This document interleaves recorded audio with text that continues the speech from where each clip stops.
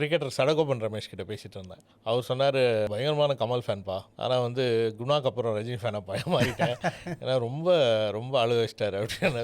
So Guna as a படம் வந்து almost ஒரு டை ஹார்ட் கமல் ஃபேன்ஸ்னால் குணா வந்து அவங்களோட டாப் லிஸ்ட்டில் இருக்கும். குணா அண்ட் மகாநதி. குணாவை பற்றி என்ன எங்கேருந்து ஆரம்பிக்கிறது தெரியல. அந்த படம் பார்த்த அந்த 1991 தேவி பேரடைஸில் பார்த்த அந்த ஒரு experience I can still remember. ஏன்னா தியேட்டர் ரொம்ப குளிர்த்து இல்லை, நம்மளே அந்த குணா கேவ்ஸ்க்கு போன மாதிரி இருக்கும்ல, குணா கேவ்ஸ் போன மாதிரி அவ்வளோ பெரிய ஸ்க்ரீன் வேறு. அது செகண்ட் ஹாஃப் ஃபுல்லாக குணா கேவ்ஸில் நடக்கும்போது நம்மளுக்கே குளிரும். தேட்டருக்குள்ளே போனதுக்கு காரணமே கண்மணி அன்போடு கேட்குறோன்னா ஒளியும் ஒளியும் நிறையா கேட்ட பாட்டு அந்த பாட்டு தான். அண்ட் அது எதுவும் இந்த காலத்தில் வந்து நம்மளுக்கு எவ்வளோ ஆக்சஸ் இருக்குது information about a movie before it's released. அப்போ வந்து தட் வாஸ் அ ட்ரெஷர்.